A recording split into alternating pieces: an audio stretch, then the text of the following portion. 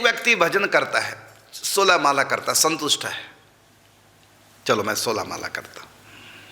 और एक व्यक्ति 2 माला करता है, लेकिन वो असंतुष्ट है कि मैं कम भजन करता हूं, मुझको तो 64 करनी चाहिए, हाय क्यों नहीं होती, दुखी है वो। तो एक 16 माला करने वाला संतुष्ट है और 2 माला करने वाला दुखी है कि हाय मैं 64 क्यों नहीं करता, हाय मेरे से भजन क्यों नहीं होता, दिन रात काम में लगा रहता हूँ, बातें करनी पड़ती है, ये करना पड़ता है, इतने व्यक्तियों को संभालना पड़ता है, वर्गों को संभालना पड़ता है, 2 माला वो भी सोते समय करता हूँ, दिन भर मुझको चैन नहीं, उठते ही फटाफट नहाता हूँ और फटाफट खाता हूँ और ड्यूटी चला जाता हूँ, वहाँ भी बातें ये सब करना। और महिमा इतनी सुन चुके हैं नाम जप के, लेकिन बड़े परेशान दुखी हैं। तो भगवान के संतों की दृष्टि में आगे कौन है, 16 माला करने वाला या 2 माला करने वाला?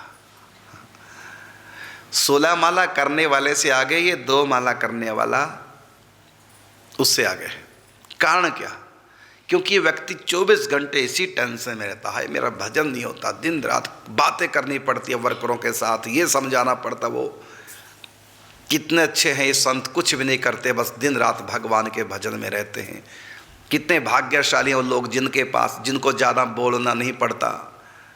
कितनी भाग्यशाली है माताएं घरों में रहती हैं, बच्चे स्कूल गए, पति ड्यूटी गया, अकेली रहते हो, कितना भजन कर सकती हैं। तो 64 माला के 2 राउंड कर सकती हैं। और एक मैं देखो सुबह शाम तक बोलना बोलना बोलना और कोई काम ही नहीं, भजन मुश्किल से रात को करता हूँ भी 2 माला, उसमें भी कभी किसी का फ़ोन कभी किसी का फ़ोन, इतना दुखी है। अब भले 16 माला करने वाला 16 माला करते समय ही 16 माला करता है, बाकी से समय भूला रहता है भगवान को और भजन को। और ये 2 माला करने वाला माला 2 करता, लेकिन दिन भर माला की याद करता है, भजन की याद करता है, भगवान की याद करता है, मेरा क्या होगा, कब ये झंझट खत्म हो गए, कब भजन करूं। अब भले 2 माला करता है, सोते समय दिन भर नहीं करता, लेकिन दिन भर इसको एक कशिश रहती है भगवान की, भगवान के भजन की, सत्संग की, दिन भर वही चिंतन रहता है इसका। तो आगे कौन?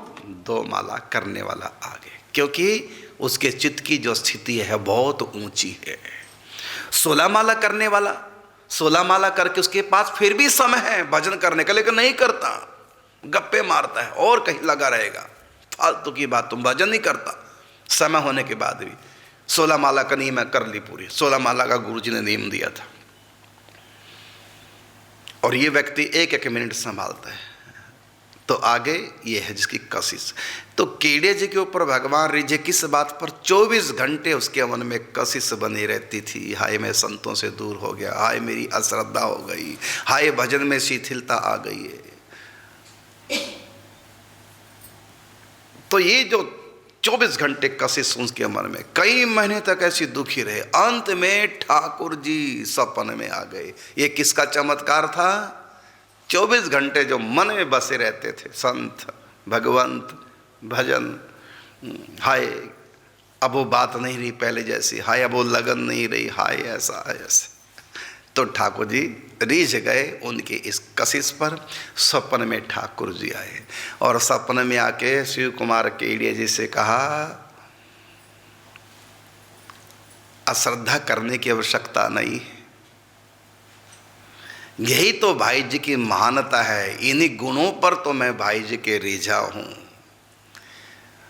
तुमको तो कुछ कहा ही नहीं, ज्यादा बड़ी ऊंची बातें क्या बताऊं, मैं उनके पूर्ण रूपेण बस में हो चुका हूं। यही उनकी दीनता भाई जी की। तुमको ये बातें हजम नहीं हुई।